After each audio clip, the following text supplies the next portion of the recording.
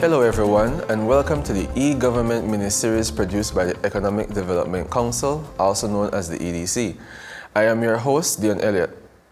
The EDC is a public-private body charged with the mandate to identify areas of improvement in the business and economic climate.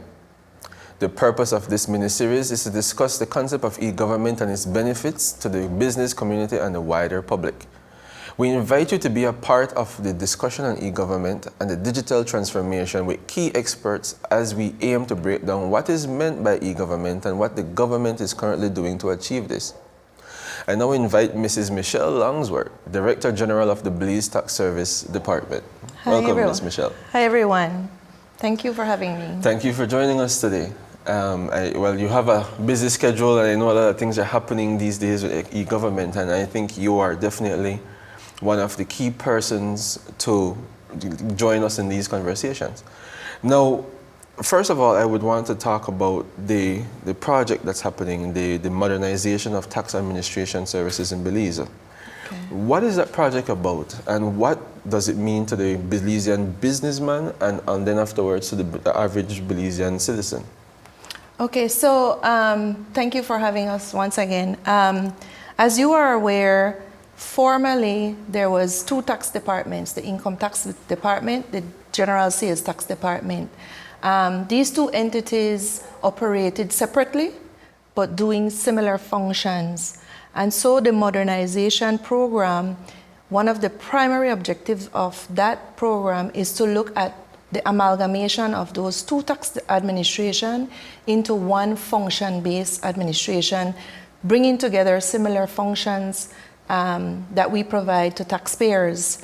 The modernization will also look at procuring a new integrated tax administration system to replace the legacy SIGTA systems that presently is not meeting the technological framework that we're in, providing these technical services to taxpayers, like, for instance, being able to file online, pay online, that kind of services. The old legacy system cannot do that. With the new tax system, not only will taxpayers be able to file online, pay online, but they'll be able to control their tax account, see what is happening, see if there's a refund due, where the refund process is, how long they will take to get their refund.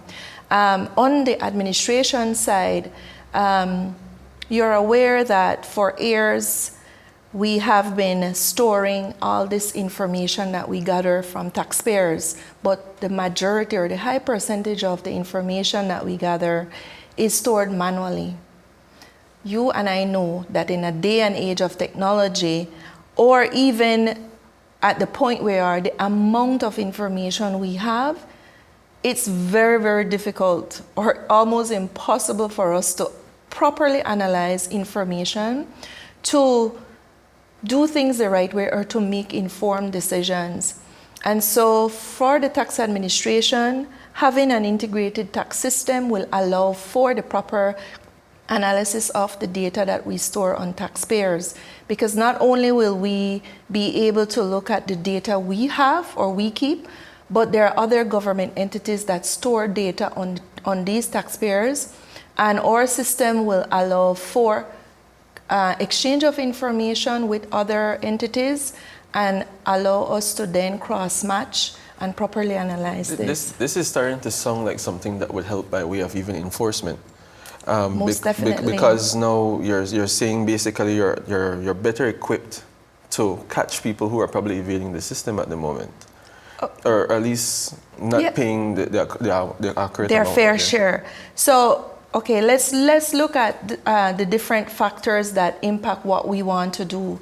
The information that is required is not only required at a national level.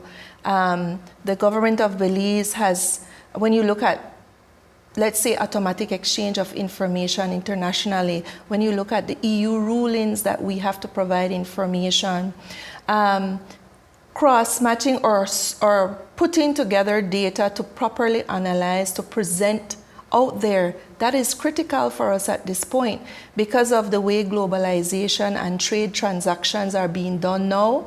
It is important that we are able to be a part of that at this moment, because having manual records, we cannot do that.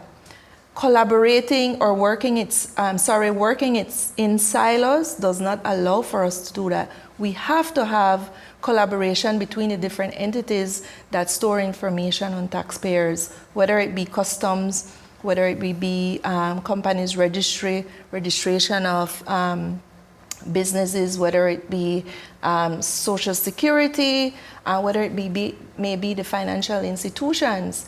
So it's amazing when we think that a lot of these different government entities, you would think that they've been sharing information all along, but this is something that we're moving towards doing now. Definitely. Many of the other organizations, or let's speak to government entities that we're dealing with, are just also transitioning to using technology as a tool, which is important. It was more difficult to exchange manual information. Okay. So using technology as a tool now, it will be much easier for us to share information. Once we have that information, then we'll be better able to analyze or taxpayer data. Now, part of the question I asked initially was, how does this impact the employers or businesses on a whole? Mm-hmm. Now, we know that businesses have to go through audit every so often. So now, from an efficiency standpoint, this sounds like this would speed up or at least allow for those audits to take less time. Definitely. Let us look at the way audits are done now. The amount of internal auditors that we have as compared to the amount of taxpayers that we have to audit. You'll find from the tax administration side, our officers are what we call audit fatigue. Okay. On the taxpayer side, they are disengaged. They become frustrated when audits take so long to do. I've heard People stories are of some sitting taking there. upwards of a year. Yes, thank you. So you find that moving towards one of the new things that we want to implement is compliance risk-based audit, where using the data that we have, we are able to then prioritize and segment the audits. We know our auditors will know what to look for when they go out to an audit. They won't go into an audit blindly. And that would then help taxpayers to say, beforehand, you know what we're coming for. We tell you what we need, so we can either do it as a desk audit or we could do it as a field audit. But the risk-based approach identifies exactly what you will be looking for in an audit. You can only do this if you have the data at hand to properly analyze your taxpayer before you do an audit. That will satisfy the taxpayer, not having us there forever sitting, some of them thinking we want to become a part of their organization.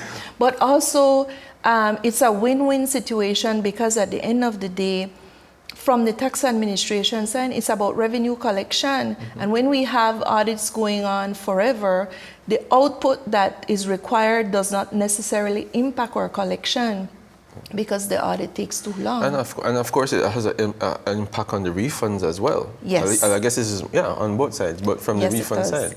On the refund side, you and I know that taxpayers always say, our refunds take too long, but the process of issuing a refund requires an audit.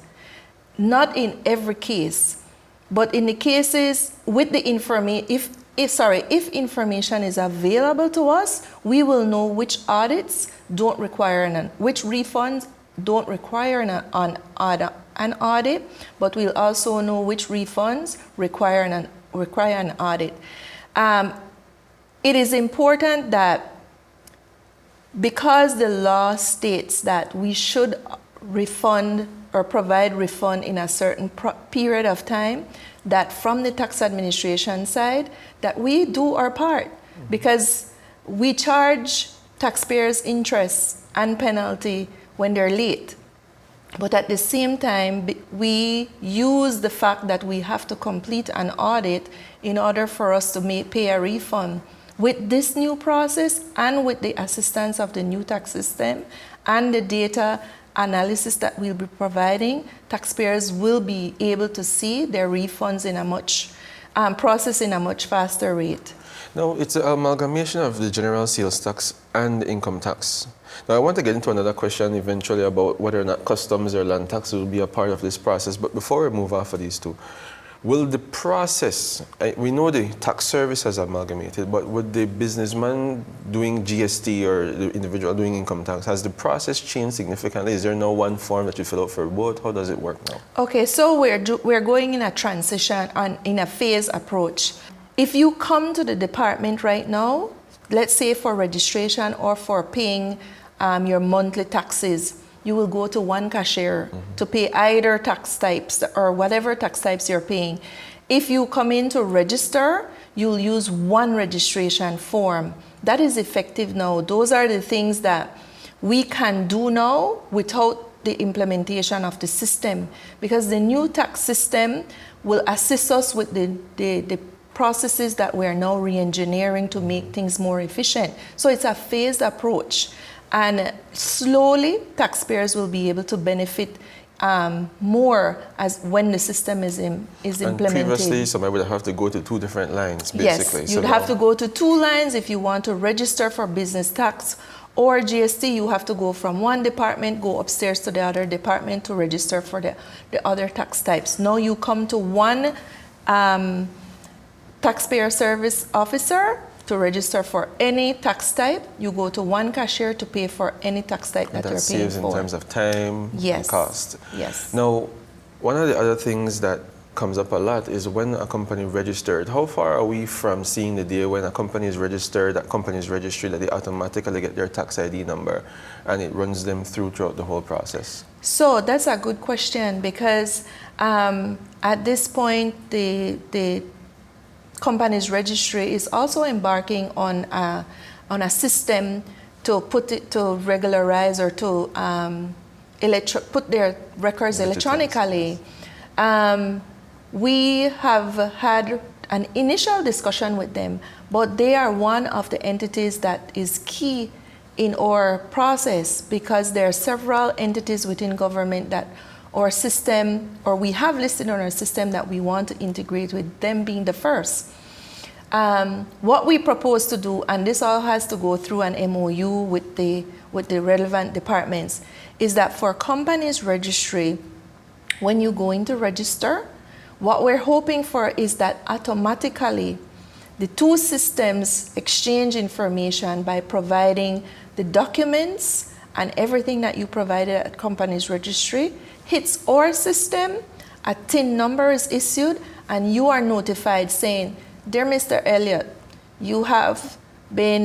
your documents were received, your TIN number is this, kindly come in and bring in these additional information that is required to complete your registration." And they would get that number regardless if they meet that threshold or not? For the proposal is that they will get that number whether they meet the threshold or not, because the information will state to them, you have not met this threshold, but we will monitor you over this period to see whether you meet the threshold or not, or you can come into the office if you feel that you will meet the threshold in that time frame. Excellent. So that keeps them in the system, especially in the formal economy. Yes. Now, land tax and customs and excise, why are these not yet in the program, and is there a plan to bring them into the amalgamation at some point? Okay, so far as I understand, it's a phase approach that we're taking as it pertains to combining all the revenue that is collected by one department. The first being the income tax and general sales tax department, because those were easier to do. They did similar functions, they were in the same proximity, easily to combine. As far as I am aware, government has the intention to include the revenue from Ministry of Natural Resources and also excise from customs. So it's not about integrating the departments, but it's bringing revenue collection into one single authority or one organization. Let me not use authority, one organization. And so that's a phased approach, which I think that will be set out over the next 3 to 5 years. Well, you answered the other question I was about to ask, because we're looking at what the timeline here. What are we looking at in terms of this process has already started? Yes, it has. We're 1 year into it already, just like that, yes. And then I know you talk about ITAS and all these other things coming on stream. So are we looking at the end of 2020 with just GST and income tax having that whole process completed? So the modernization process it's scheduled for 3 years. So as I said, we've completed the first year, which was bringing the two departments together in one location. As we proceed, we've also included the procurement of the new tax system. That process has started. Hopefully by the end of January, we signed a contract with a vendor, and that process will begin with the implementation of the new tax system. That takes us another 3 to 5 years. Excellent. Now, my last question.